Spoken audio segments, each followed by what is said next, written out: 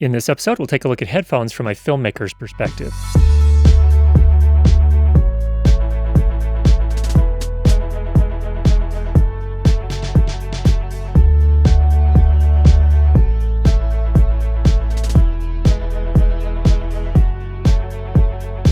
In today's episode, we'll take a look at headphones from a filmmaking perspective, and there are a variety of different things that filmmakers do with headphones, of course. That is, of course, use them during production when you're recording, but also in post-production when you're doing mixing and editing. So if you're not coming at this from a filmmaker perspective, I don't want to waste your time, so you're certainly dismissed if you don't want to stick around for that. But for those of you that do, let's talk about a couple of things before we dive into the headphones. First of all, these are just my impressions after using these different headphones. I've obviously used all headphones. I'm sure I'll get a request, hey, can you please review such and such? Well, maybe if I get my chance to use them, I will. But for now, really, I'm just kind of looking at the headphones that I have used in the recent past. Now, for those of you that are looking for a more comprehensive look at Openback headphones for mixing, then why don't you take a look at this previous episode where we take a look at a variety of different Openback headphones. One other thing to cover for those of you that are new to this, generally when we're doing production sound, that is recording, we'll use closed-back headphones. And then for mixing, oftentimes, at least my preference is to use open-back headphones. Now, open-back headphones have an advantage and a disadvantage. The advantage is that they sound more open. You can hear stereo imaging much better, and they don't sound as stuffy and things of that nature. Closed-back headphones, however, have the advantage of not letting sound in or out, or at least not very much in or out. And so this is really important during recording because you don't want to be spilling sound out of your headphones and getting it back into the microphone. And also you want a little bit of isolation. So that's kind of the trade-off between the two. There are places for both of them, but during recording, generally you want closed back. Another consideration is impedance. Now, every headphone has an impedance rating, and without getting into the technical details of what that means exactly from a scientific standpoint, let me kind of break it down into three categories. First of all, there are lower impedance headphones, and we will take a look at these in a little bit more detail later. These are actually not really something that filmmakers would generally use, but these are more kind of lifestyle or audiophile headphones, and they happen to be 32 ohm. Headphones with the 32 ohm specification are generally made for playing back from consumer-grade devices. So that's going to be phones and things of that nature, maybe your laptop. Now, we also have high impedance headphones, and let me just kind of show you one example of those here, and we'll talk about these more in detail in just a minute here. These are the Sennheiser HD820s, and these I use a bit more for my mixing in post. I don't generally use them during production. They're kind of big, and they don't travel as well as some other headphones, but these are 300 ohm. What that means is the headphone amplifier needs to be pretty powerful. It can't be something that's stuffed into a mobile phone or things of that nature. This is really for listening back on higher-end equipment, audiophile type equipment, higher-end audio interfaces that are connected to your computer and things of that nature. So if you do try to listen to these back from your laptop, the first problem you'll have is this is a 1/4-inch plug, so you're not going to be able to fit that into your laptop, and it does not come with a 3.5 millimeter plug, so that's the first problem. But the second problem is really those headphone amplifiers in laptops and phones just really aren't made for driving headphones that need this much power.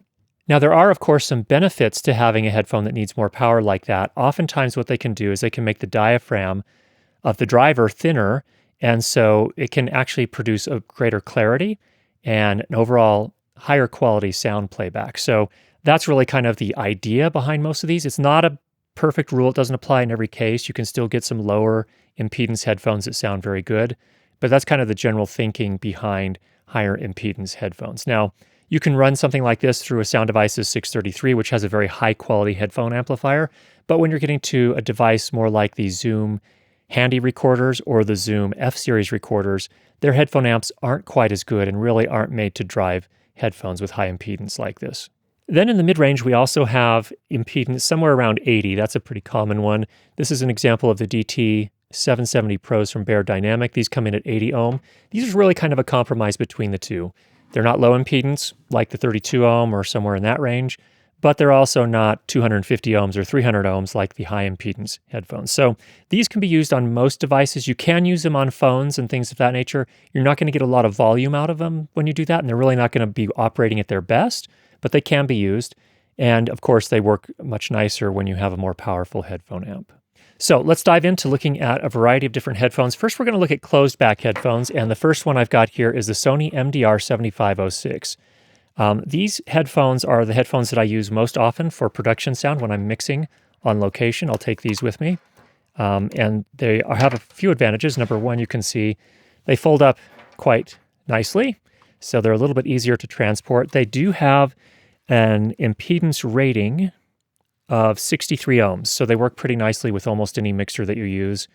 And so that's not generally a concern. So they work nicely with my Zoom F4 and Zoom F8. And of course, they work great with the Sound Devices 633.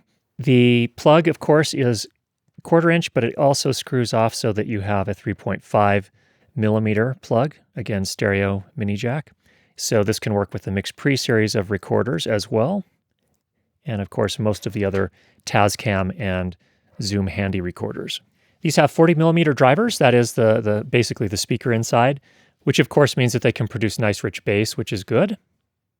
Let me just tell you about my impressions overall. First of all, these are extraordinarily comfortable on my head. Now, that's one thing we're going to talk about here. Comfort is kind of a personal thing. It depends on the shape of your head. And they all have all headphones have a different amount of clamping that they do. Of course, they have to kind of press against your head to ensure that you get a good seal with the ear cups around your ears. So sometimes some headphones can clamp a little hard and it can become fairly uncomfortable fairly quickly.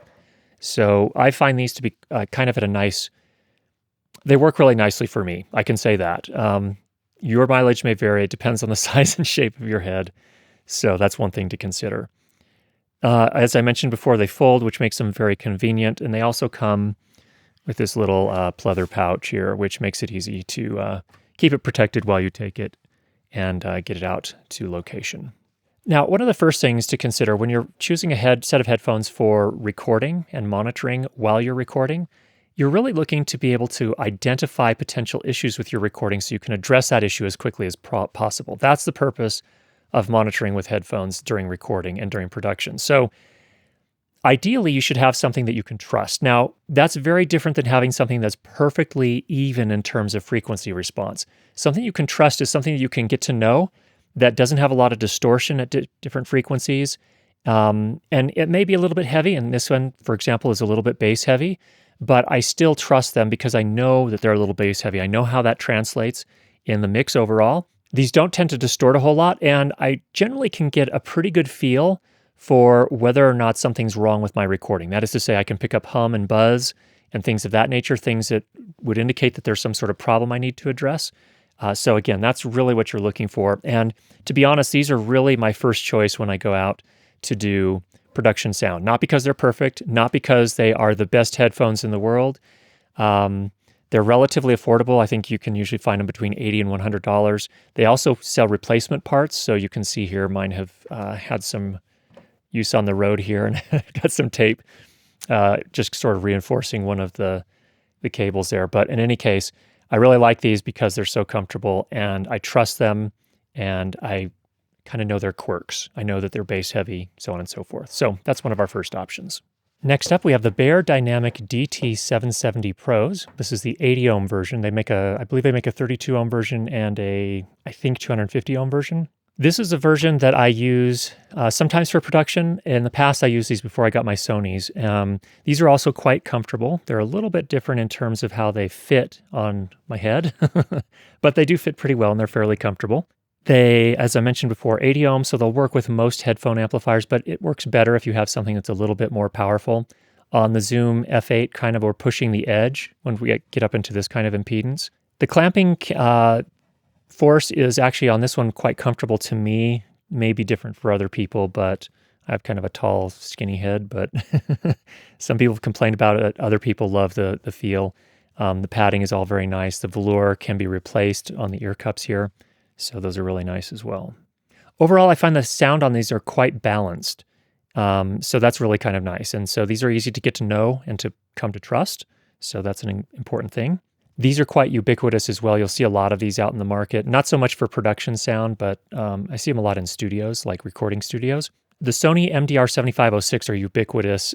You see those in recording studios. Sting has worn them for those are old, for those of us that are a little bit older school.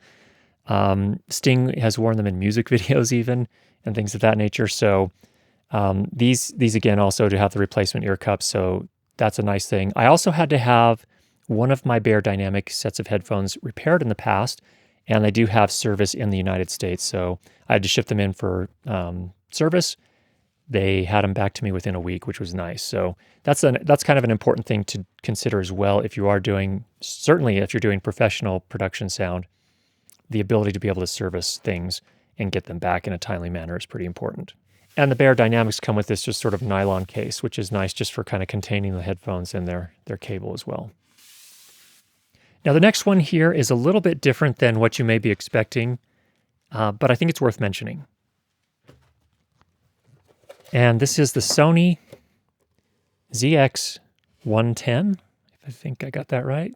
Yep, ZX110. So these are much smaller. You can see they fold up. I haven't even taken these out of the box. You might be asking, well, what in the world are these? These are $15 headphones from Sony. So for those of you that are on a tight budget, here's an option. Let me see if I can get this open here reasonably quickly. Okay. So you can see these fold flat. That's kind of nice for travel and for getting around. And then they just sort of fold out like this when it's time to put them on. These are on-ear headphones as opposed to over-ear. Let's talk about that for just a minute. For production sound, when you're the mixer, oftentimes you want over-ear headphones because for the course of a shoot, they're going to be a little bit more comfortable, but they'll also provide you a little bit more isolation. So you'll know that you're hearing your headphones and not as much a mix of the actual sound out on set plus your headphones. And again, that's so that you can really make sure that you're hearing all the potential problems in the recording. You want to hear less of what's actually happening in the room, and you want to hear the sound coming through your headphones, which have come through the sound recorder and the mixer and your microphone, so you can troubleshoot those problems. These headphones, though, I have these not because I use them as a sound mixer, but because as a sound mixer, I often have to provide my clients with some sort of wireless headphone feed. And what this allows me to do is these are very cheap. Again, $15. They are nothing to write home about, but they have 30 millimeter drivers, 24 ohm impedance, so they can work with almost any sort of device. You can see they only have a 3.5 millimeter plug. So again, they're not going to be made to plug into professional grade sound mixers generally without an adapter. The nice thing again is they fold flat, but really I have these for giving a ComTech out as a wireless feed of the sound from the mixer to a director or producer. And there are a couple of reasons for that. Number one, these actually sound pretty decent. For a $15 set of headphones, they actually sound surprisingly good. And they are like the 7506s, they are a little bit on the bass heavy side, but overall, and they can get a little shrill at higher volumes, but that's up to the person wearing them to adjust their volume appropriately. But really, the quality is good enough for directors and producers and script supervisors to be able to tell what's happening and to really kind of monitor what's going on set and things of that nature during the actual shoot. So that's good. Again, low impedance means they'll work with almost anything. Now, why do I use cheap headphones for producers and directors? Don't I want to kind of put my best foot forward and give them really high quality stuff? Well, what I've found is, A, these are better than they sound. I mean, better than $15 sounding. So they sound good. They're comfortable. But the reality is I found that as awesome as producers and directors are, they're not really sound people, and it's not their equipment, and stuff happens on set, and I've had headphones get mangled. And so I'm willing to put $15 headphones onto those wireless feeds for them without any sort of qualms, and I can replace them pretty easily if I need to. But I'm not going to get them a $600 set of headphones and have them tripping on cables and tearing cables out and, dropping them on the ground, so on and so forth. So not that I don't trust them, but the reality is they get pretty beat up. And so having a set like this for producers and directors is a pretty nice option. And again, as I said, they sound surprisingly good for a $15 headphone. The next set of Closedback headphones we're going to take a look at here are the Sennheiser HD820s. Now, let me be honest, these are not things I typically use for production sound for a couple of reasons. They're bulky, they're kind of big. They're really good headphones. They're very expensive headphones. They retail for about $2,400 US at the time that we're doing this little discussion here. These are really kind of made as audiophile headphones. And while they are technically closed back, they have some unique features. And let me tell you about just a few of those. First of all, they use a 56 millimeter radial transducer. So their driver is kind of a different approach. It works a little differently. And also in terms of impedance, these are 300 ohms. So you need a pretty solid headphone amp to drive these. There are a few things that I really love about these headphones. Number one, they're incredibly comfortable. They're made to be comfortable. I don't know, really soft, supple leather here, which is just a dream to wear. These ear cups are enormous, as you can see. And they kind of basically make little rooms around each of your ears, which makes for a very good listening environment. You can see the backs of the ear cups here are glass. It's Gorilla Glass, in fact, and they kind of have a convex shape to them. And what these are designed to do is to address the issue of open-back headphones while giving you kind of the same experience as an open-back headphone. Let me explain that. The convex glass actually reflects the sound towards some absorbers that are inside the back of the headphone ear cups. And so what that does is it makes it so that you don't get all this sound bouncing around inside the ear cup and creating reverberation and comb filtering and all sorts of other nastiness. So what that effectively does in the end is you get a little bit more of the open back headphone sound, because that's the thing that open back headphones are so good at, is they let the sound out so that it's not bouncing around inside the ear cup. And that's why a lot of headphones can sound a little bit boxy. But these reflect the sound into those absorbers, and you get very much an open back headphone type of sound on these closed back headphones. So they kind of get the best of both worlds, which is really, really awesome. Now, the thing that's most amazing to me about these headphones is that the clarity is unrivaled, and you can turn the volume up without them getting really shrill. A lot of headphones tend to get really unbalanced when you turn them up in various ways, like the highs really come out, and sometimes the bass gets really woofy. These don't suffer from that. When you turn it up, it just sounds amazing, and the clarity and the ability to hear the different frequencies independent of each other is just absolutely amazing. So, amazing headphones, not something I would generally use in production, but something I definitely use in post-production when I'm doing a dialogue edit or doing a final mix. I won't use them the entire time. I prefer to mix with near-field monitors in the studio, but this is a great set of headphones to be able to check the mix on. In fact, I'd probably say that these are the best sounding headphones I have ever listened to, except for the Sennheiser HE1s, which are kind of the new generation of the Orpheus, if you've ever heard of that. Those are $52,000 headphones, and those are definitely for audiophiles.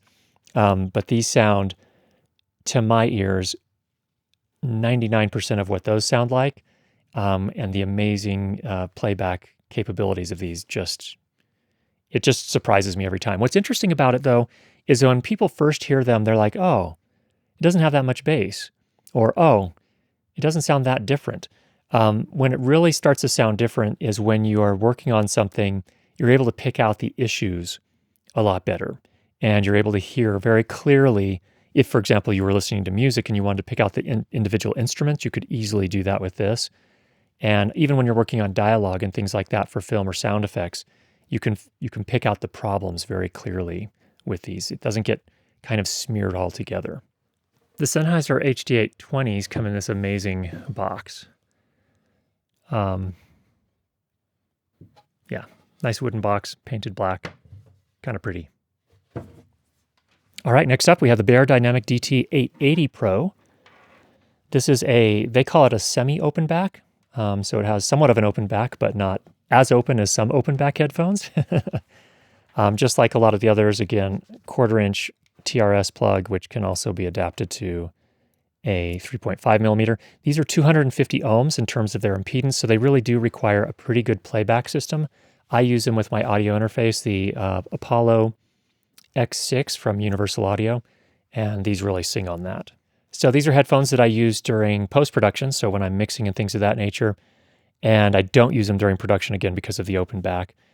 They sound fantastic. They sound much more open than most other headphones, which is a really nice thing, so you don't get that kind of boxy effect. Overall, their sound is very balanced, so again, the bass is there, but it's not overwhelming. It doesn't sort of drown out some other things like you will find with a lot of consumer type of headphones. This is the set that I had to have serviced in the United States, so I'd had it for probably a year or maybe a year and a half, I can't remember. And for whatever reason, there was a short in the cable, I think it was. In any case, sent that back in, got it serviced and back within a week, which was really nice. And before I had the Sennheiser HD820s, this was the set of headphones that I would use in mixing to kind of check my mix.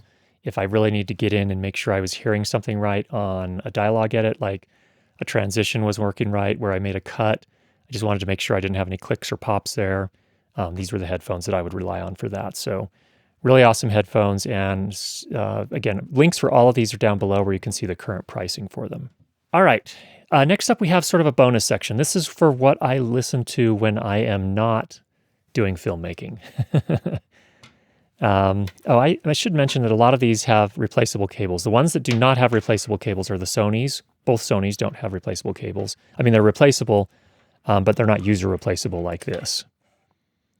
So the Beyerdynamics do not have replaceable cables, but the Sennheisers and these do. We'll talk about these a little bit here. So these are actually something that were sent to me by a company called Mies or Meze. I'm not sure how you say it. These are walnut. The ear cups are walnut. These are premium kind of lifestyle headphones, I would say. Run about $300. What can I tell you about them? First of all, they have 40 millimeter drivers, very good, comfortable fit. They've really kind of put some engineering into the clamping and how much, it kind of presses against your head, which is good. 32 ohm impedance. So these are really made for listening back on consumer grade devices. Again, like I said, these are more lifestyle kind of, I would say maybe audiophile light headphones. The cable is also Kevlar reinforced, so pretty nice cable as well, and it's replaceable, as I mentioned. Now, I'm not really into lifestyle headphones, and these guys contacted me multiple times and said, hey, we want you to review our headphones. I said, well, I'm not going to review them because we talk about filmmaking on our channel, not audiophile or, I guess, lifestyle types of products. But after they had contacted me for like the third time, I said, fine, send a set. I'll include them in what I'm doing here when I talk about a whole bunch of different headphones. They're actually surprisingly good. They're better than I expected. They're closed back. The walnut does seem to impart kind of a warmer sound to them, so I wouldn't say they're perfectly accurate, but they are enjoyable to listen to. So the bass tends to be a little bit, as I say, they're warmer, so to me, they sound like they have a little bit more bass, even though on their box, they indicate that they are very even in terms of their response. I found they're actually a little bit they're not bass, I wouldn't say bass heavy, but there's a little bit more bass emphasis there. As I said, it's a nice sound for listening back to music or movies. I really enjoyed that. They use memory foam in the ear cups, which makes them very comfortable. So that was good as well. So there they have the Mies. These are the 99 Classics, they call them. And this is the walnut and silver. I think they have walnut and gold, where these parts here are gold. So if you're into kind of, quote, expressing yourself by the headphones you wear, that's a company to consider. The Mies come with this kind of semi-hard case, which is really nice for travel. Makes it a little easier to get around. Now, the last set we're going to talk about here, I actually don't have here with me. They're at my office and not here at the time of the recording. And these are the Sennheiser PXC550 wireless Bluetooth active noise canceling headphones. These headphones I love a lot in a lot of different ways, but I don't use them for filmmaking. And let me explain why. So first of all, they're noise canceling. And noise canceling, to me, seems like it always comes with a little bit of a potential cost in terms of audio quality. Now, don't get me wrong, Bose has been working on these for a long, long time. Sony has their own set of noise canceling headphones, which are very good. And the Sennheisers are fantastic. But I don't trust them. I don't trust them to the point where I could rely on making a good recording or a good mix with them. So if you are going to use something like this for production recording or even post mixing, make sure you turn the noise canceling off. I think that's just going to get in the way. So you need to be working in a quieter place. So that's one thing to consider. Now, these are 46 ohm, so they're really made for mobile as well, obviously. They fold up and they fit nicely in this case that they come with for travel. On the Sennheiser PXC550s, I find that the noise canceling works very nicely. I use these almost always when I get on an airplane. And what I feel like is I'm a lot less fatigued at the end of the flight because the noise canceling just makes it an overall more pleasant experience. My ears don't feel so fatigued, and it's a really nice feeling. Obviously, I can hear the movie if I'm watching a movie a lot better, or an audiobook or whatever it is I'm listening to. Overall, I'd say the sound is pretty decent. It seems to me that Again, with the active noise canceling, there's always a potential sacrifice to sound quality. And this has various modes. You have like a movie mode and a music mode and just a standard mode. So you can kind of tune the sound a little bit as well. The battery lasts about 20 to 25 hours in my test. So, you know, you can also connect them wired. So when I'm on an airplane, generally I'll use them wired, for example. And really, when I go traveling, these go with me. I like them that much. They really are comfortable. They travel well. They fold down flat. Overall, just a really great set of headphones if you need a noise canceling headphone for travel. So there we have a look at a variety of different headphones for the Filmmaker. Hope that was helpful for you. If you have any questions, go ahead and leave those down below. If you've not already subscribed, make sure you do that. And we'll be sure to get you more great videos on how to improve your lighting and sound for video. Talk to you soon.